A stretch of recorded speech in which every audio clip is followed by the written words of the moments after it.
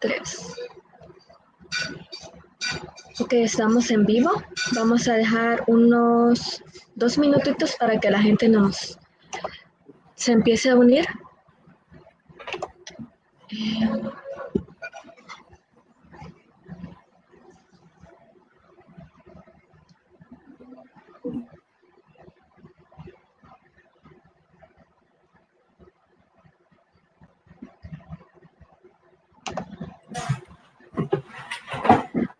Ok, buenas tardes a todos. Le damos una cordial bienvenida a la ponencia de este día. Mi nombre es Andrea Fortis y me acompaña sería Stephanie Arias, ambas pertenecientes a la Asociación de Estudiantes de Biología, ACER. Nosotras seremos las moderadoras. Este día tenemos el placer de que nos acompañe la maestra Emma Flores Díaz. Es bióloga graduada de la Universidad de El Salvador. Posee una maestría en Ciencias de la Universidad de Sao Paulo, Brasil, y otra en Biología Molecular de la Universidad de Montreal, Canadá, donde actualmente es candidata a doctorado. Ella nos hablará ahora sobre cómo construir un CV competitivo para aplicar a estudios de posgrado en el área científica, una guía práctica de cómo navegar en el medio académico. Antes de comenzar, les recordamos que pueden dejar sus preguntas en los comentarios y al finalizar de la ponencia, mi compañera Stephanie leerá las preguntas. Muy buenas tardes, maestra, sin más que agregar. Le brindamos el espacio para que pueda iniciar con la presentación. Muchas gracias, Andrea. Quiero empezar por felicitar a la Asociación de Estudiantes de Biología por el trabajo que están realizando, por ser una asociación súper activa, súper involucrada en el quehacer científico y también tratando de llevar siempre nuevas charlas a los estudiantes. Y también les quiero agradecer por aceptar mi propuesta de realizar esta charla. Y entonces decidí titularla ¿Cómo construir un CV competitivo para aplicar a estudios de posgrado en el área científica? Porque estas recomendaciones que yo les traigo son específicas para realizar maestría en ciencia, por ejemplo, y estudios de doctorado. Y también esto que sirva como una guía práctica de cómo navegar en el medio académico. Entonces, para empezar, se me hizo una buena idea tratar de hablarles un poquito acerca de mi trayectoria.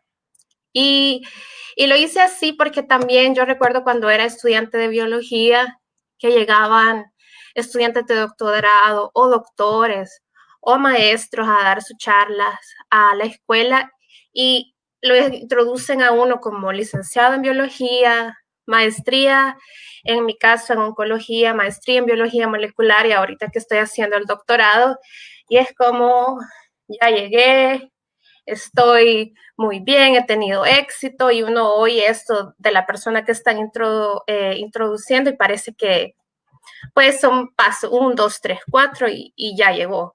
Pero la verdad es que aunque parezca así un paso seguido del otro y súper fácil, el camino para llegar a hacer un doctorado o para hacer estudios de posgrado es un camino un poquito a veces como pendiente hacia arriba, a veces como un camino más fácil, pero ciertamente es un camino un poco largo, que si bien trae cosas muy bonitas, también trae desafíos. Entonces les quería compartir mi caso personal porque pues yo una vez fui estudiante de biología y quería saber cómo era que alguien pasaba de ser estudiante de biología a eventualmente ser un estudiante de doctorado. Y entonces, en mi caso, la primera exposición que tuve a cómo se hace la ciencia fuera de la escuela de biología fue en un curso que hice en Panamá en el 2010. Y esto fue estaba realizando la licenciatura en biología y en ese momento fue como que abrí mi mente a entender cómo se realizaban algún tipo de investigaciones, sobre todo en la parte de biología de campo y ver qué oportunidades existían fuera de El Salvador. Ya al regresar a El Salvador, continué con la licenciatura en biología y eventualmente yo sabía que quería estudiar algo relacionado con la biología molecular o relacionado con el estudio de las enfermedades, el origen de las enfermedades, pero no sabía realmente cómo podía llegar a hacer eso.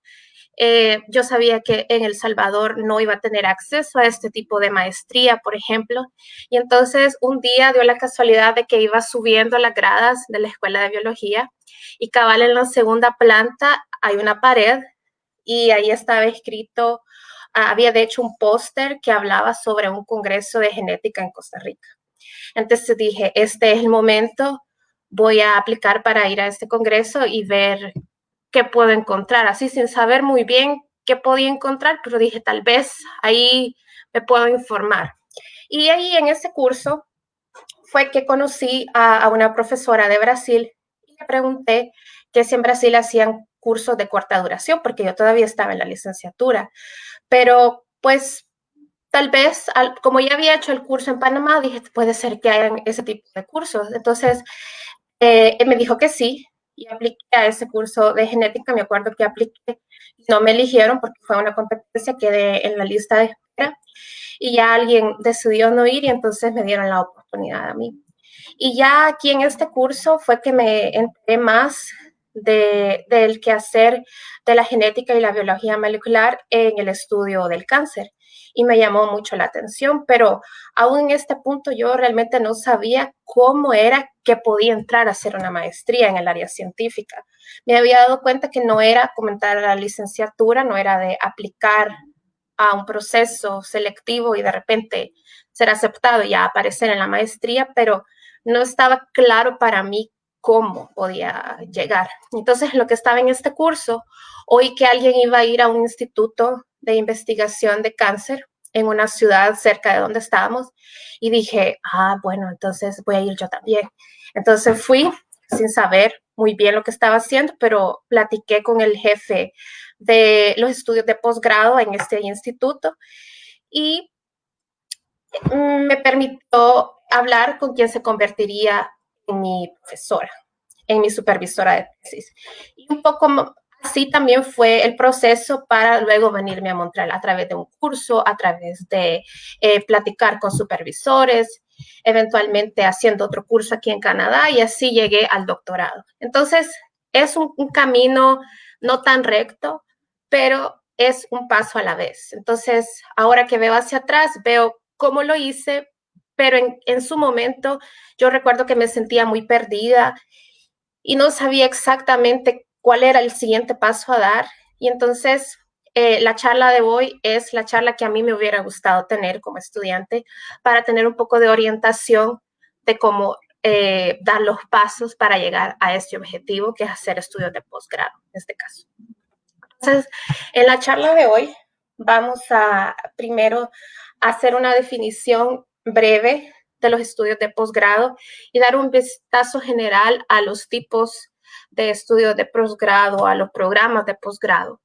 Luego vamos a hablar un poco de cómo encontrar un supervisor de tesis, que es un punto extremadamente importante. Y después vamos a hablar de algunas estrategias para desarrollar un CV competitivo que les permita tanto aplicar a programas de posgraduación como a becas y también ser aceptados por supervisores. Entonces, vamos a comenzar con la definición y el vistazo general a los estudios de posgrado. Entonces, primero, pues, el pregrado, que creo que la mayoría de ustedes están cursando o están finalizando, pues es el inicio de la formación académica y científica y aquí se le da un gran énfasis a adquirir conocimiento a través de cursos y por eso es que cursamos decenas de cursos y a la vez nos empieza a dar la oportunidad de tomar parte de iniciativas científicas, ya sea a partir de pasantías, de cursos, de voluntariado, pero está centrado en cursos y en las notas que nosotros recibimos al hacer esos cursos. Luego tenemos la maestría, y aquí existen muchos tipos de maestría, pero yo me voy a concentrar en el de las maestrías en ciencia. Y entonces dentro de esas maestrías existen algunas opciones. Hay maestrías en ciencia que son sin tesis, que le dan bastante peso a los cursos también. Existen maestrías con rotaciones. Estas son maestrías que no tienen un supervisor de tesis específico, sino que durante el curso de la maestría el estudiante puede pasar en 1, 2, 3 laboratorios, dependiendo de la modalidad. Y existe la maestría con tesis, donde el estudiante va a desarrollar una investigación y va a publicar una tesis. Y también está el doctorado, que ese sí tiene como parte del proceso la elaboración de una investigación que concluye con una tesis. Entonces, la maestría está enfocada en formar investigadores, y aquí tomé las palabras de la UNAM, capaces de dar apoyo y desarrollar proyectos de investigación.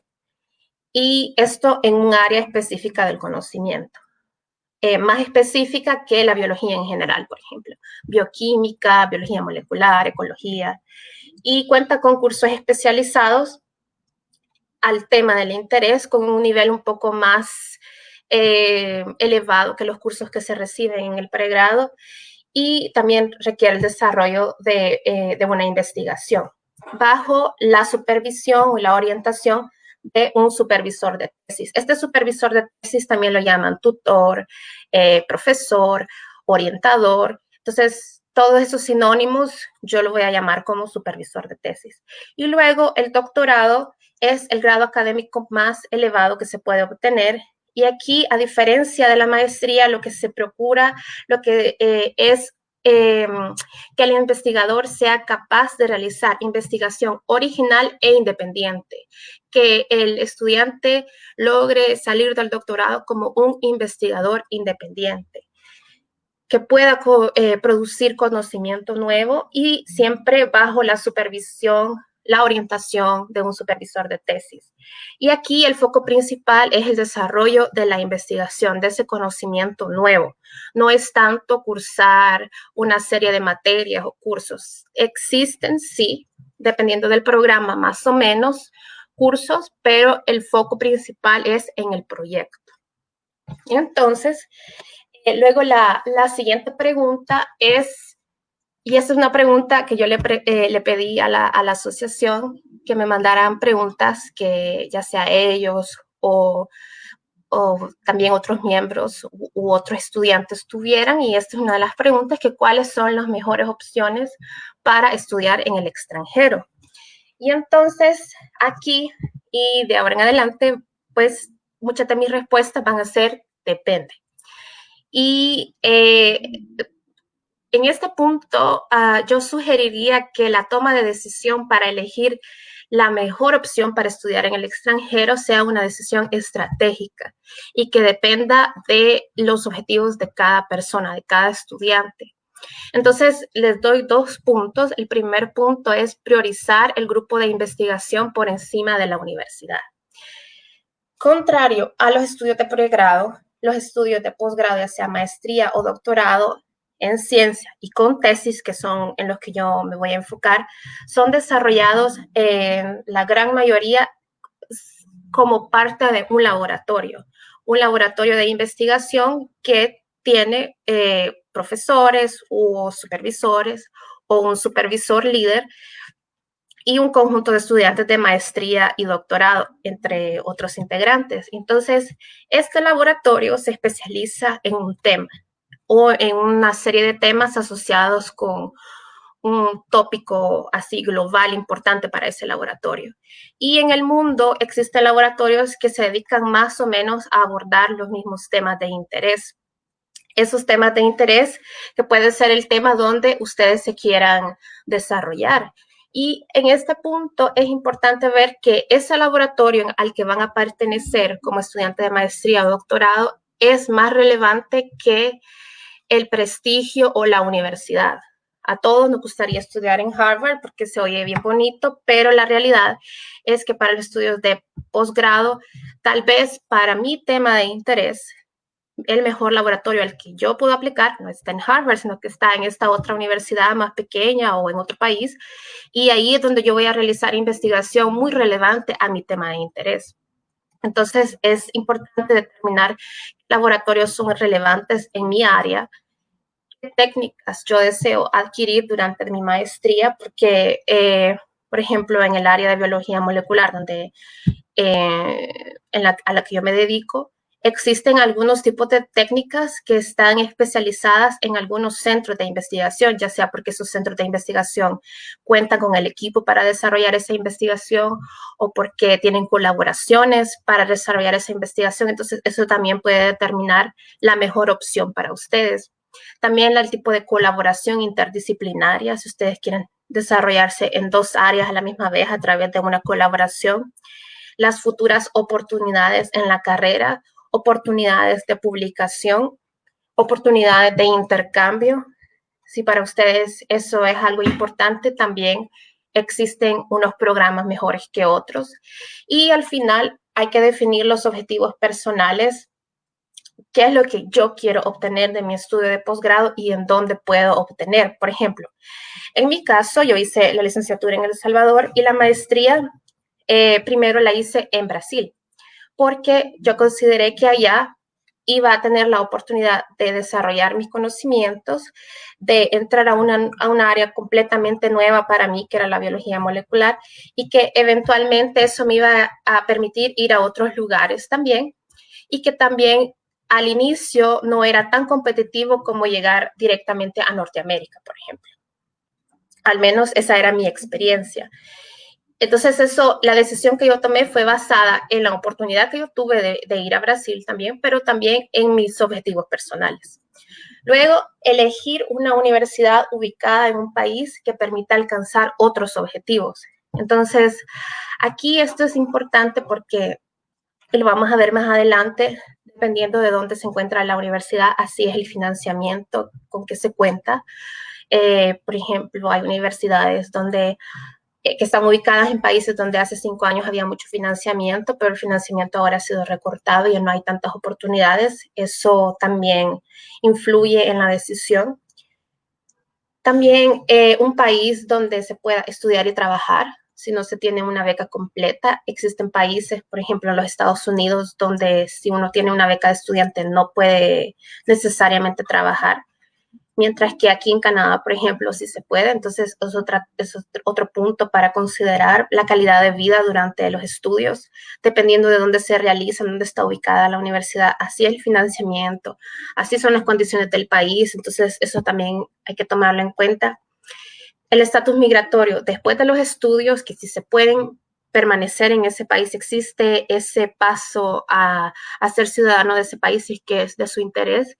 Y también si ustedes tienen un acompañante, por ejemplo, su pareja va a viajar con ustedes, va a poder desempeñarse, va a poder trabajar o simplemente es acompañante y no puede trabajar, es otro tema. Entonces, no existe la mejor opción. Existe la opción que más va acorde con sus objetivos personales para su desarrollo científico y que también va acorde con sus necesidades también.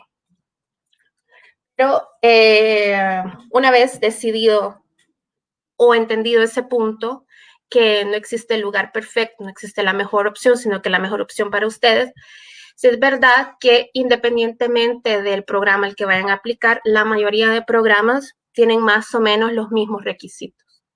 Varían un poco, pero a grandes rasgos son bien similares. Y entonces, ¿cuáles son esos requisitos para entrar a un programa de posgrado en el exterior? Esta es otra pregunta que me mandaron. Y entonces la respuesta es, cada programa de posgrado tiene sus reglas.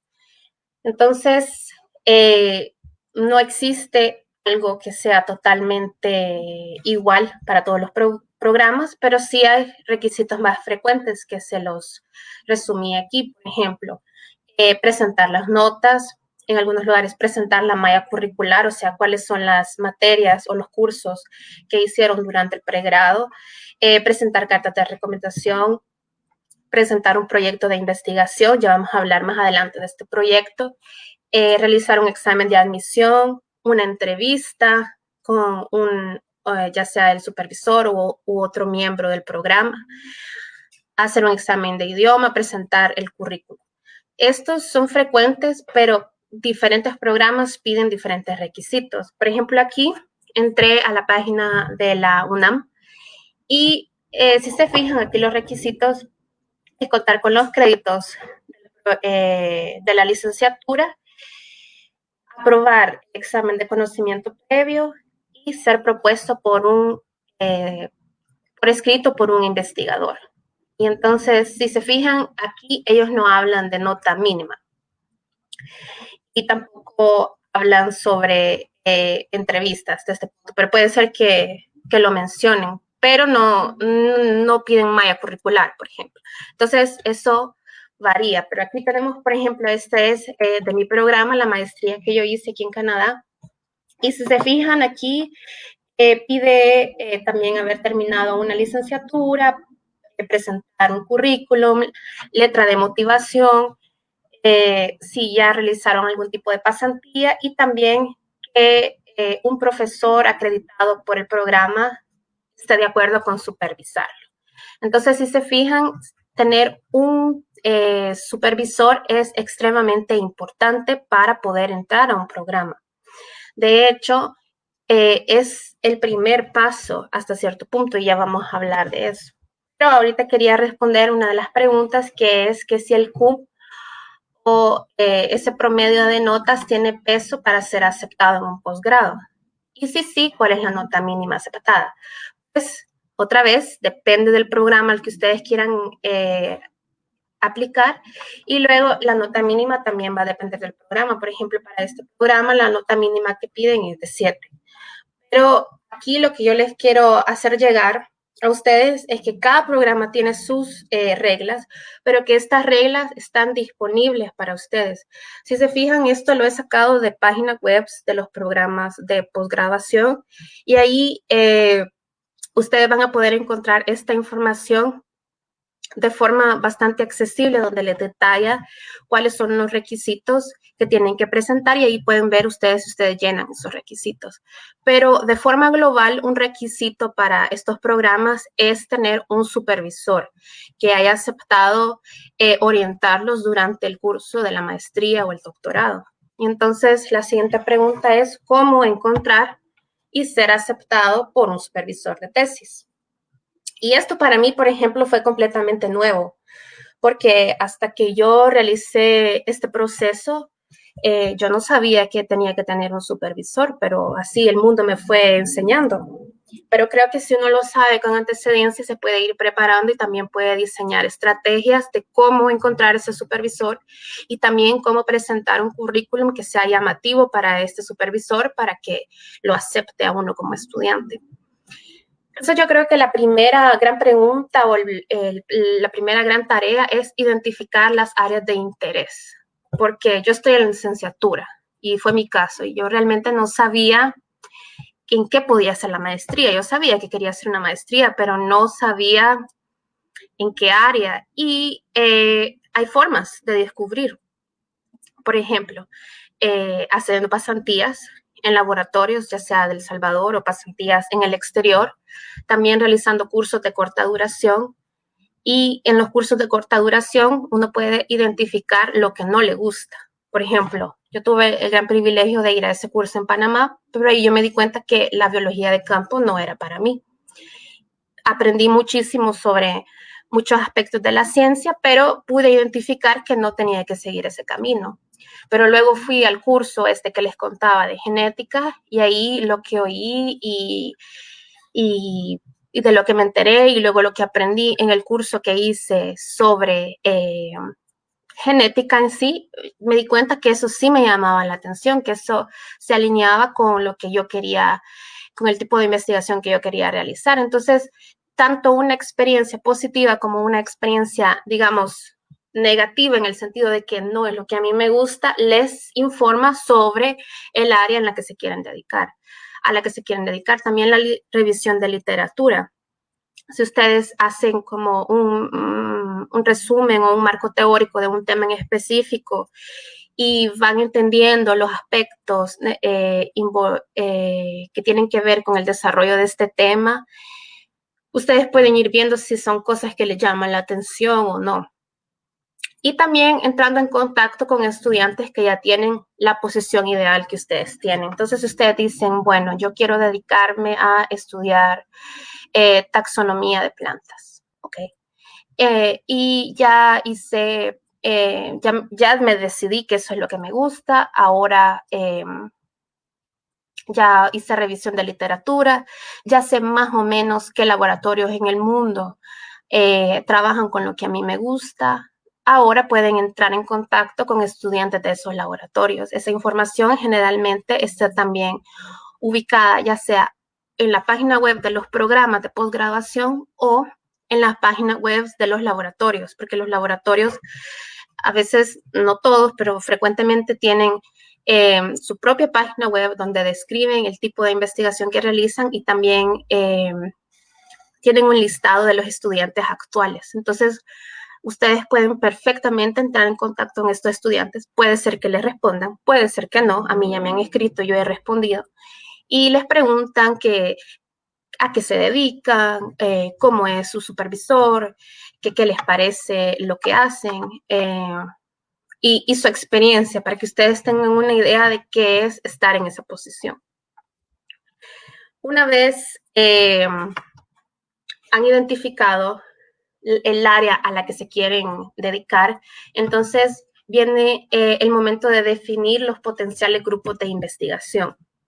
Y aquí empieza la búsqueda, que la pueden hacer a través de conferencias, por ejemplo, revisión de literatura, como les hablaba en el punto anterior, también identificar las líneas de investigación de posibles supervisores. Entonces, por ejemplo, esta es la página web que les mostré anteriormente de la UNAM. Esta es la página de posgrado de ciencias bioquímicas.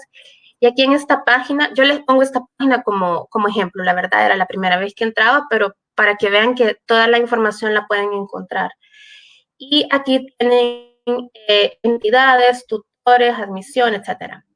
Entonces, en la parte de tutores, tienen el listado de los tutores que están acreditados por este programa para ser supervisor de tesis de maestría y doctorado.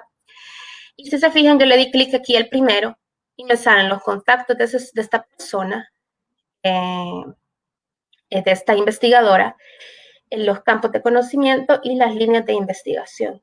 Entonces, aquí, y también la entidad, el Instituto de Investigaciones Biomédicas.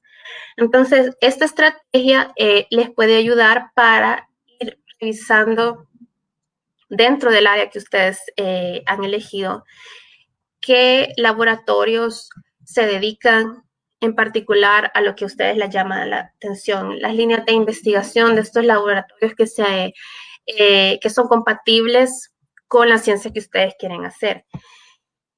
Y también, como les habla acerca de la entidad del Instituto de Investigaciones Biomédicas, por ejemplo, pueden ir identificando instituciones de educación superior donde el tema de relevancia para ustedes está en alto desarrollo, o instituciones donde la ciencia que están produciendo en este tema específico es de alta calidad.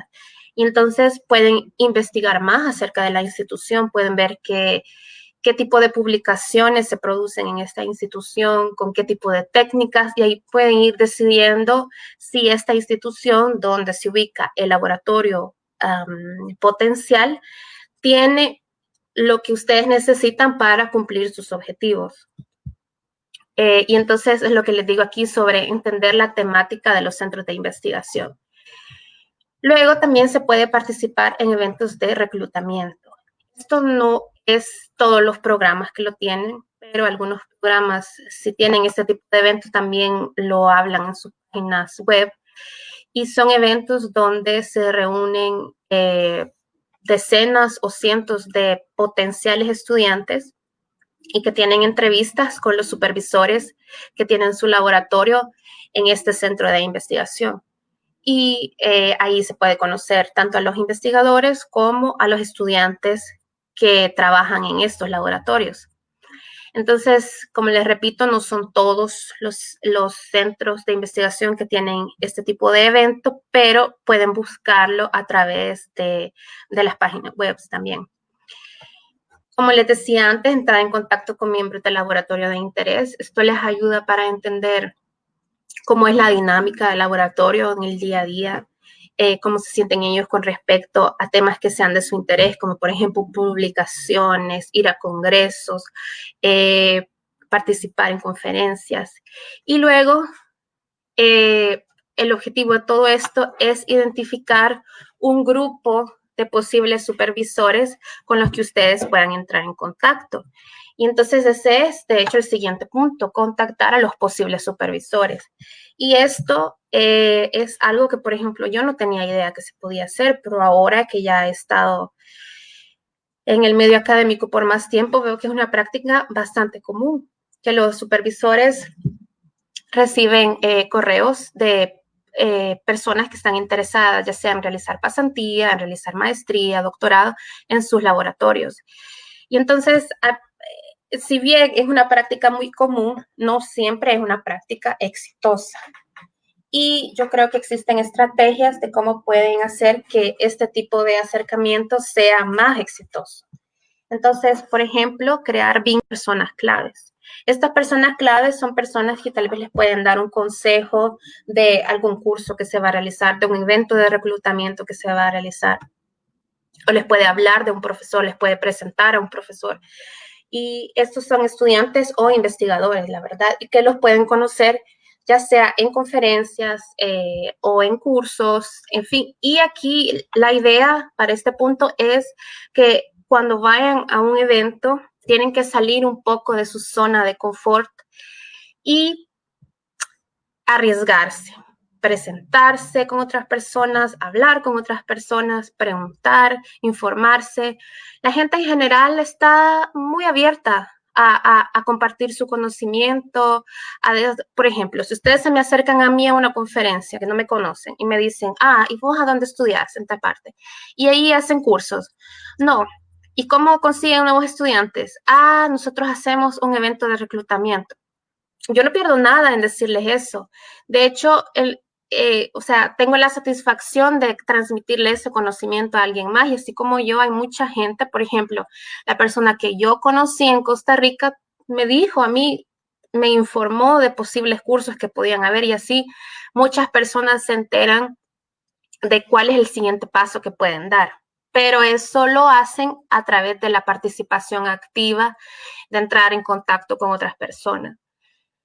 Luego, también conocer supervisores personalmente. Algunas veces cuando hay alguna conferencia, por ejemplo, ya sea el supervisor o el estudiante del supervisor presenta un póster, es un momento también para entrar en contacto o en conversatorios o incluso a través de las personas claves que les menciono arriba.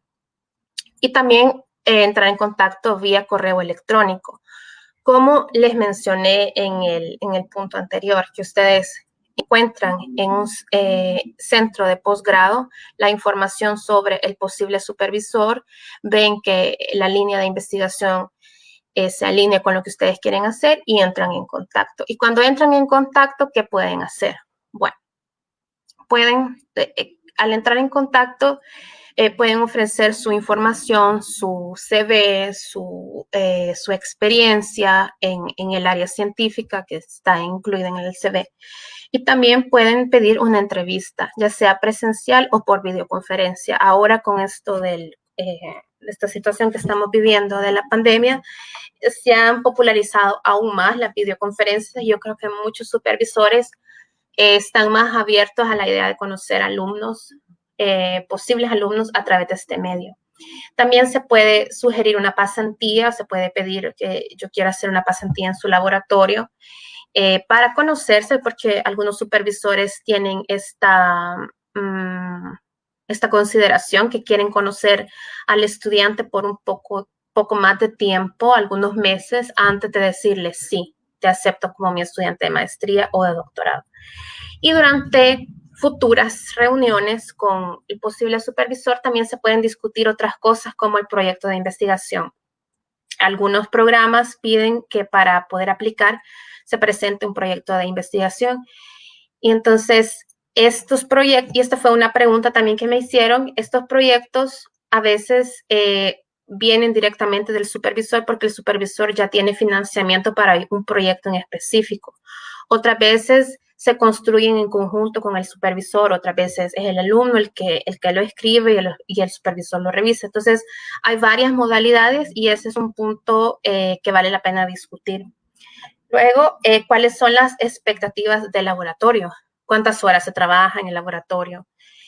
Cómo es la participación en publicaciones, congresos, intercambios, que si un estudiante de maestría generalmente publica durante la maestría, son cosas que se pueden preguntar y que difieren en los diferentes laboratorios. Y luego también al supervisor se le puede preguntar sobre financiamiento y sobre becas. Es posible que no sepa, porque quien está más informado sobre esto, y ya vamos a hablar más, son las personas encargadas de los programas de posgraduación, pero siempre es un primer acercamiento porque también es posible que el supervisor tenga sus propios fondos como parte de los fondos para realizar investigación que incluyen la contratación de estudiantes.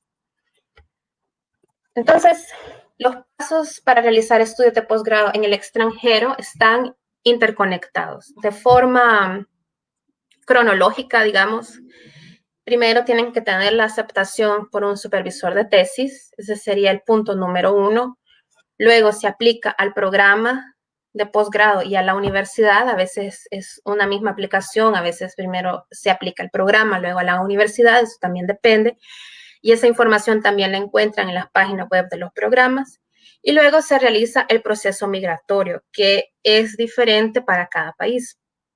Entonces, si bien ese es el orden en el que se necesitan hacer las cosas, no necesariamente es el orden en el que ustedes van a decidirse dónde estudiar. A veces, tal vez, su compañero, esposo, esposa, va a realizar algún tipo de trabajo en un país X, entonces ustedes saben que van a vivir en país X, entonces van a empezar por el paso 3 y de ahí van a ir entendiendo dónde pueden realizar sus estudios para encontrar un supervisor. Puede ser que ustedes no tengan ninguna restricción y entonces pueden empezar a ver los programas o ya han oído de un instituto que les llama la atención, entonces van a ese instituto, a la página web, entienden cuáles son las líneas de investigación, exploran los supervisores que están disponibles en ese instituto y luego entran en contacto con el supervisor. También puede ser que directamente conozcan a un supervisor y entren en contacto con él y le diga, sí, yo soy supervisor en este lugar, en este programa y tengo dinero para contratarte, así que vámonos para Francia. Entonces, este es el orden para efectivamente entrar al programa, pero a veces suceden en otro orden ya en la realidad.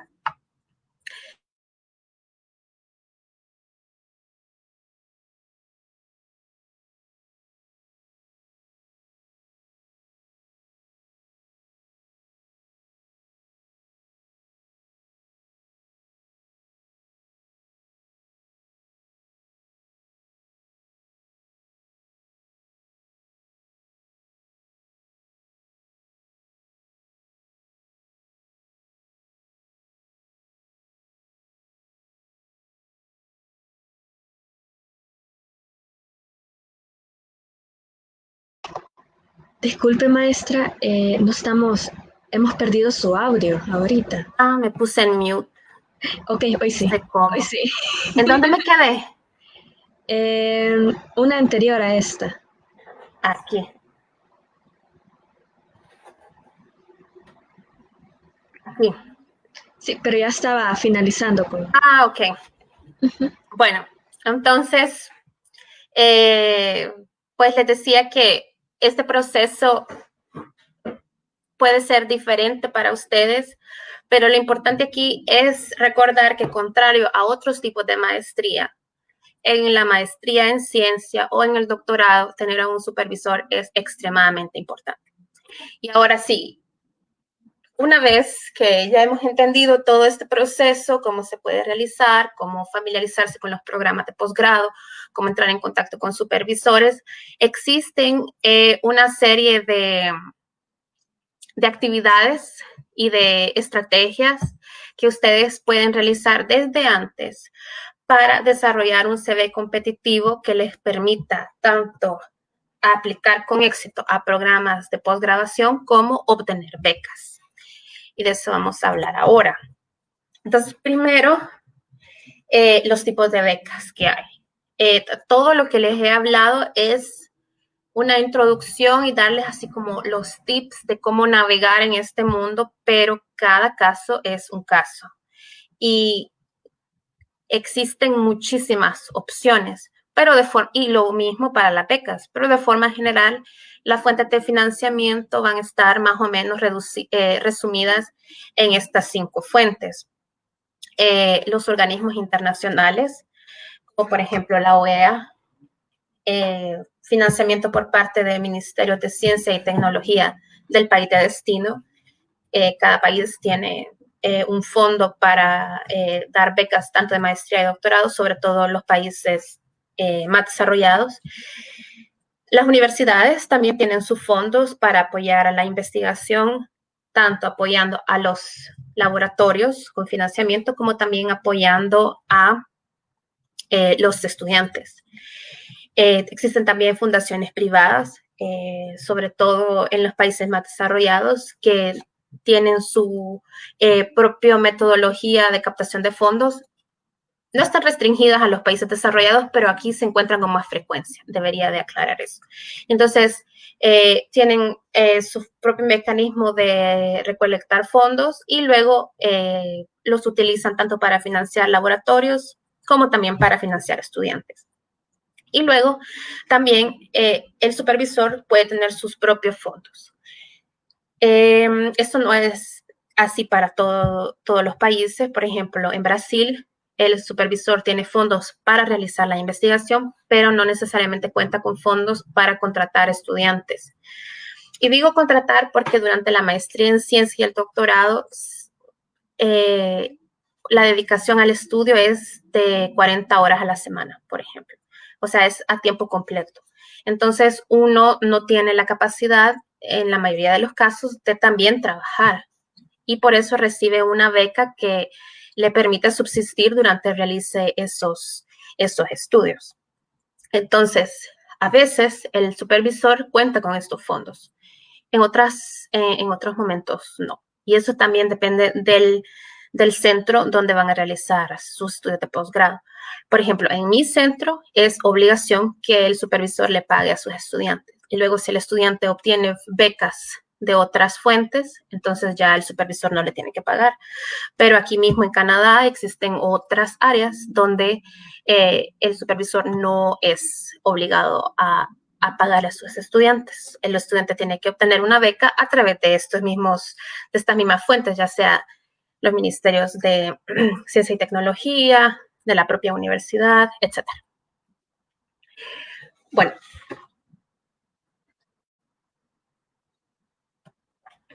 Sobre los organismos internacionales. Aquí les traigo la página web de Cancillería del Ministerio de Relaciones Exteriores de El Salvador. Nomás entré, bajé un poquito y aquí decía becas y listado de becas. Ya le di clic y me trajo a esta página. Entonces, si ven, aquí tiene una serie de becas a realizarse en varios países de diferente nivel. Vemos aquí varias de maestría. Y aquí nos dice si la oferta está vigente y luego trae los criterios. Entonces, esta es una fuente de oportunidades para becas. Claro que aquí la situación es un poquito más restricta y el proceso puede ser un poco diferente porque la beca ya viene un poquito más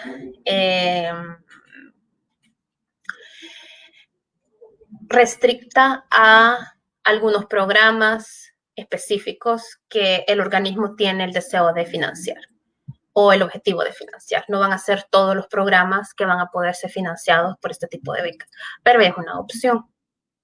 Luego, con respecto a los otros tipos de becas, ustedes pueden hablar sobre ellas con su posible supervisor. Es posible que este supervisor tenga una idea, pero quien realmente tiene conocimientos son las oficinas de estudios de posgrado del Instituto de Destino.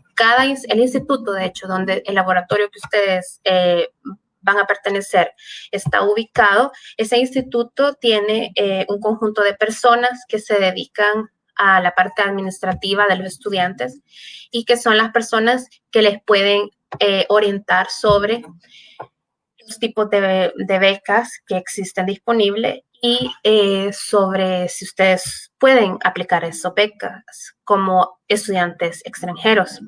Otra fuente de conocimiento muy buena son otros estudiantes que ya están en ese instituto y que ya han aplicado este tipo de becas.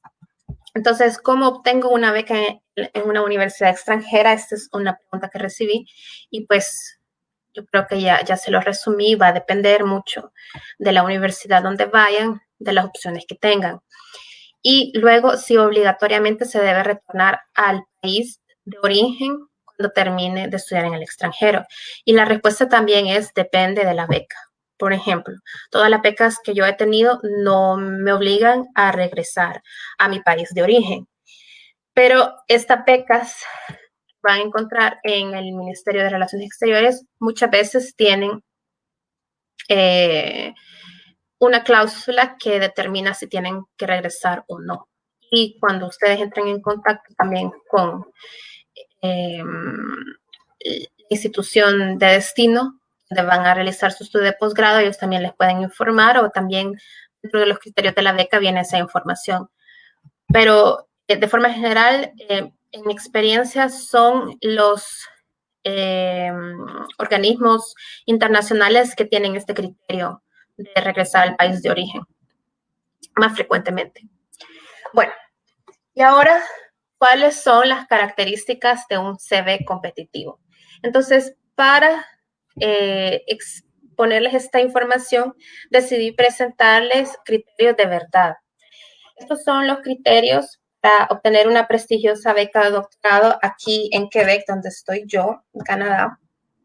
Eso es con lo que evalúan a las personas, a los estudiantes de doctorado que quieren esta beca en particular. Entonces, si se fijan, el 100% de la nota, el 15% es la calidad del lugar de formación. Esto quiere decir el instituto de investigación, donde se ubica el laboratorio donde el estudiante pertenece. Eso se escapa de nuestras manos, ¿verdad? El instituto, uno cuando decidió estudiar en ese laboratorio, evaluó si el instituto tenía que ver con mis propios objetivos y todo lo que ya hablamos, pero eso ya está fuera de mis manos, la calidad del lugar de formación. Igual no. Luego está la calidad del proyecto de investigación, que como les decía, con el supervisor se define si es un proyecto que él ya tiene, si es un proyecto que van a escribir en conjunto, si ustedes lo van a escribir y él lo va a revisar, pero esta parte aquí, la mayoría de las veces, aunque hay excepciones, es una labor que se realiza junto con el supervisor. Pero si ven aquí, luego el 55% de toda la nota total, los criterios para obtener esta beca en particular es la excelencia del candidato. Y excelencia del candidato, ellos lo dividen en dos cosas. La excelencia del CV académico del candidato, 25%, y las aptitudes y experiencias del candidato, 30%. Entonces, en la excelencia del CV académico del candidato, 15%, y esto de hecho es el 15% de la nota total, son las notas, la progresión, o sea, que terminó sus programas a tiempo, o sea, que si no hizo la maestría en 10 años, por ejemplo, la hizo dentro de un margen de tiempo congruente. Eso cuesta 15%, porque me preguntaban que si el CUM es importante para obtener una beca. Y no les puedo mentir y decirles que no, porque ese tipo de becas y la mayoría de becas, de hecho, se obtienen a través de una competencia. O sea que entro yo como candidata junto con todos los candidatos de doctorado que deciden competir ese año y luego se utilizan estos criterios para darle una nota a, a cada candidato y luego ellos comparten con uno la nota, de hecho, y si uno ganó o no ganó la beca. Entonces, aquí se trata de tener, de hecho, un CV competitivo porque es una competencia. Y dentro de esta competencia, las notas tienen un peso bastante considerable. Luego, 10% consideran becas, premios y distinciones. O sea, becas previas que sí han ido, por ejemplo, la Universidad de El Salvador da un financiamiento para ir a congresos, bueno, al menos cuando yo era estudiante.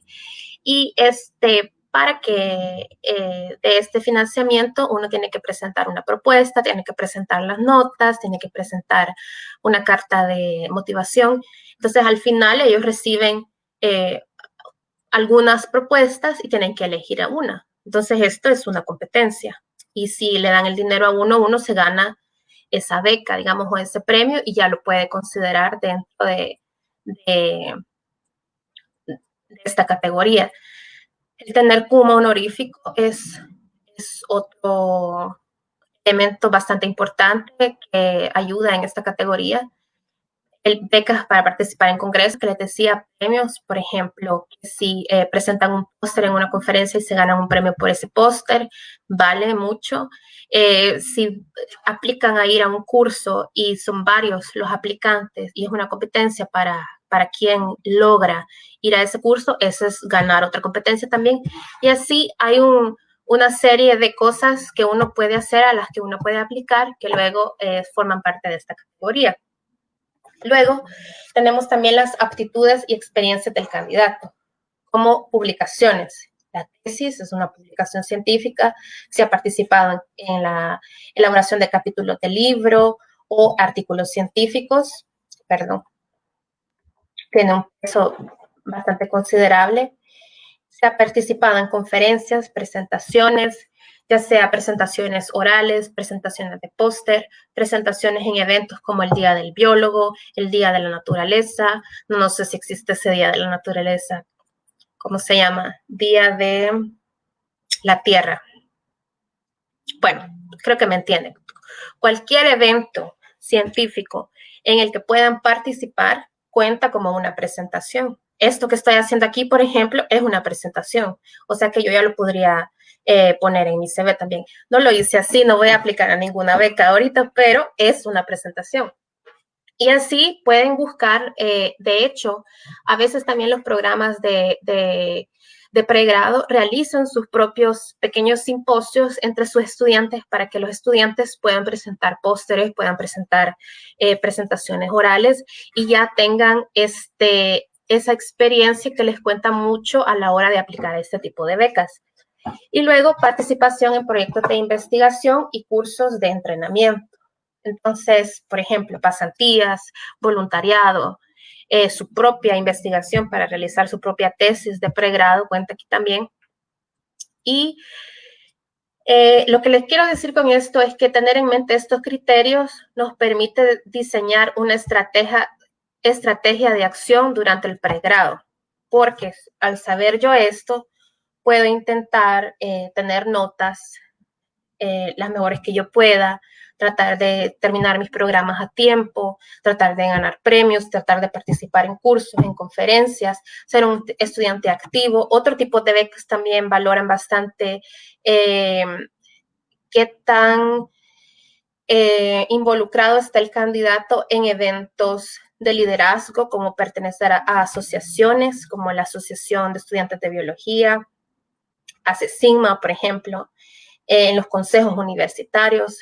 Dependiendo del tipo de beca, también tienen criterios diferentes, pero de forma general, estos criterios más o menos tienen el mismo peso en diferentes tipos de becas.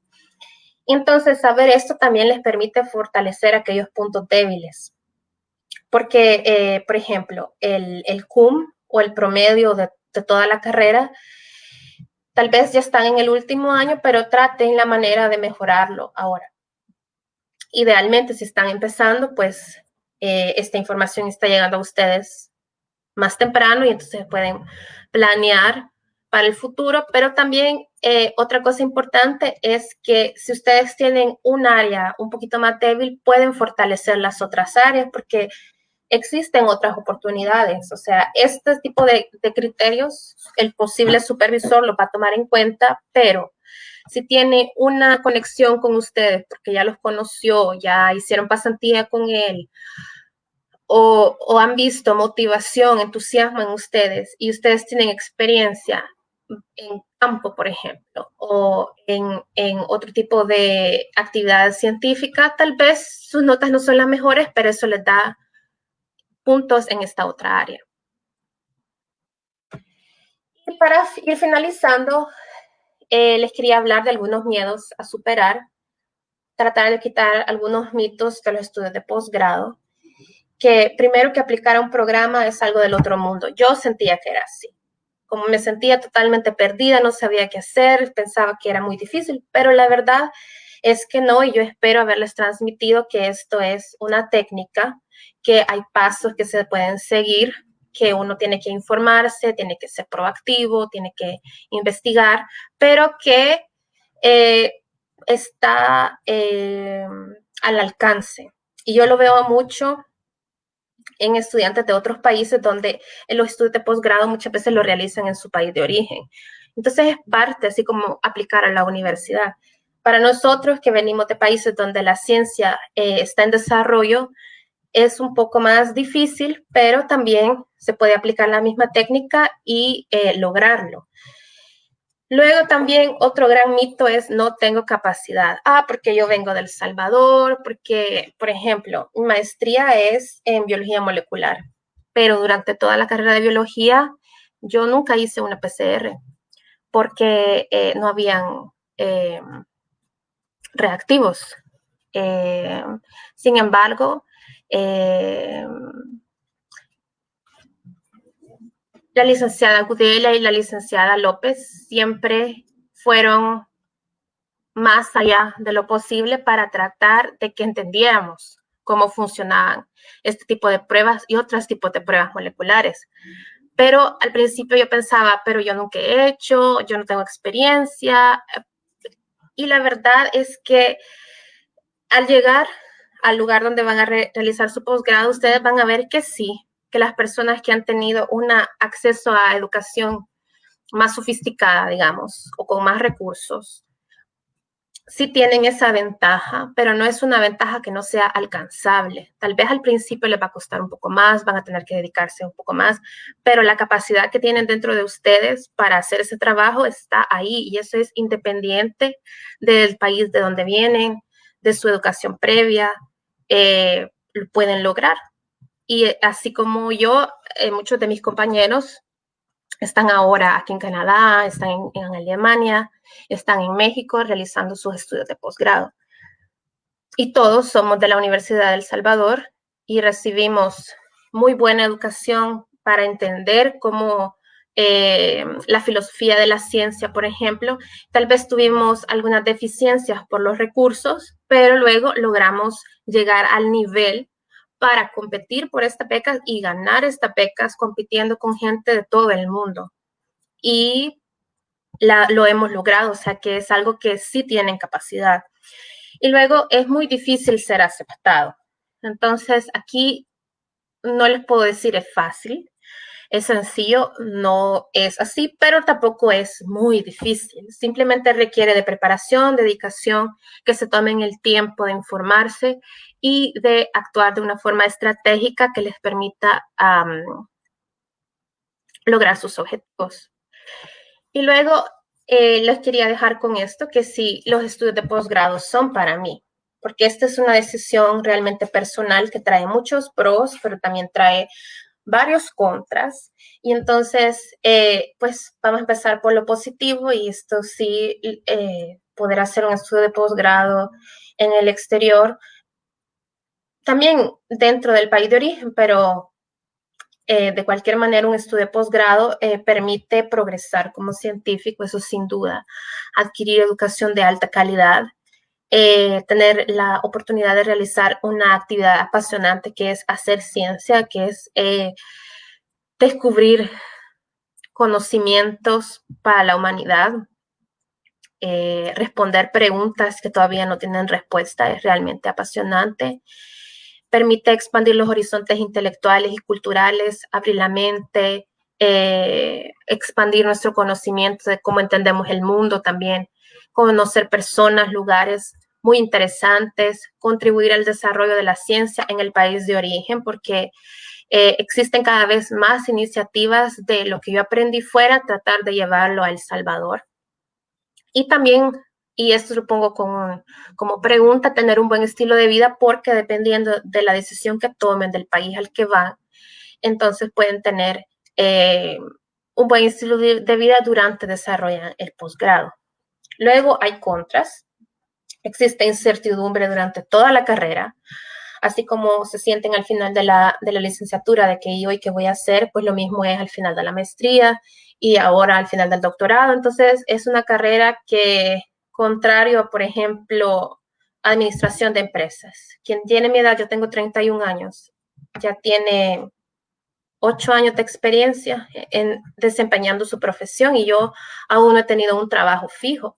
Entonces existe una gran incertidumbre y es la misma incertidumbre, pero de diferente naturaleza, que existe en el quehacer científico, porque uno no sabe cuáles van a ser los resultados de un experimento. Entonces es algo con lo que hay que lidiar constantemente. Los procesos migratorios son desgastantes, no son imposibles, pero hay que tener un poquito de paciencia. A veces es difícil adaptarse a un nuevo país y es algo que sucede al mismo tiempo, un nuevo país, un nuevo trabajo, un nuevo laboratorio, nuevos compañeros. Entonces, ese periodo de adaptación es un poco difícil. También, dependiendo de cuál ha sido la elección, puede ser que se enfrenten problemas económicos. Por eso es bastante importante considerar a dónde va a ir uno a hacer sus estudios de posgrado y con qué recursos va a contar. El área científica es un área altamente competitiva porque no existe recurso para todo el mundo. Entonces, tanto los profesores tienen que competir por tener financiamiento para sus proyectos, como los estudiantes tenemos que competir para tener financiamiento para nuestros estudios. En sí, los requisitos durante el programa de posgraduación causan estrés porque son desafíos que lo desafían a uno académicamente, pero también como persona, y también nos da el resultado de un gran crecimiento personal, eso hay que aceptarlo. Y también existe la distancia de familia y amigos. Pero les quería dejar que un sueño no se hace realidad por arte de magia, sino que requiere sudor, determinación y trabajo duro. Y al final, claro que tiene la satisfacción de alcanzar ese sueño que es un día terminar el doctorado, terminar la maestría. Entonces, muchas gracias. Quiero dejarle aquí mi correo electrónico y les quiero compartir un blog que he creado recientemente que trata sobre ciencia, que lo pueden encontrar en quierociencia.com, y que próximamente, sí, en los próximos días va a tener un nuevo tema que se llama Quiero hacer ciencia, donde van a encontrar el resumen de esta presentación, más otras recomendaciones. Y también quería oír sus preguntas para también incorporarlo dentro de este resumen. Entonces, si van a quierociencia.com, ahí van a encontrar una etiqueta, todavía no, pero en los próximos días, que se llama Quiero hacer ciencia. Y ahí van a encontrar esta información. Y también tenemos una página en Facebook que se llama Quiero Ciencia, y ahí voy a informar que ya publiqué esta nueva publicación. Este es mi correo electrónico. Si me quieren hacer preguntas, yo le voy a hacer una promesa. Ahí donde voy a publicar esta parte de Quiero hacer ciencia, que va a ser el resumen de esta presentación, al final hay comentarios y todos los comentarios que me pongan ahí yo lo voy a responder y si quieren lo pueden hacer de forma anónima. Más que si me mandan un correo. ¿Por qué? Porque así su pregunta le va a servir a cualquier otra persona que tenga la misma pregunta, porque yo sé que todos tenemos más o menos las mismas inquietudes. Entonces yo lo quiero así para que queden ahí las preguntas y ahí podamos ir discutiendo y le puedan servir a más personas. Pero si por algún motivo también me quieren contactar, ese es mi correo personal. No le doy el correo de la universidad porque es muy largo, pero ahí. Y ahora me haría muy feliz poder contestar algunas de sus preguntas.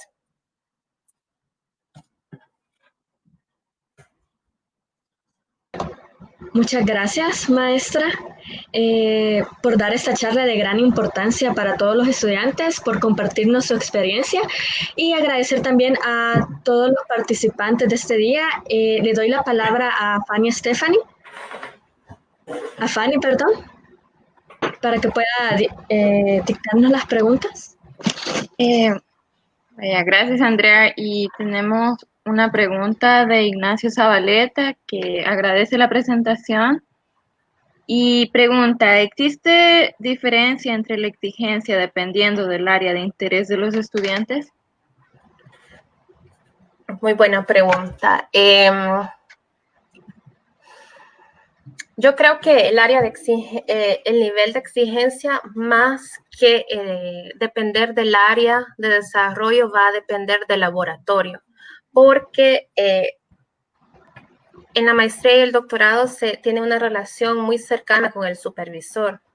El supervisor es el jefe directo de uno, pero también es el que va asesorando el desarrollo del proyecto. Y cada supervisor tiene diferentes estándares de lo que espera de su estudiante. Y eso es también de lo que les hablaba, que es importante discutir esto con el supervisor antes de decidir hacer o no la maestría o el doctorado con él o ella. Y por otra parte también los requisitos van a depender más que del área de estudio del programa.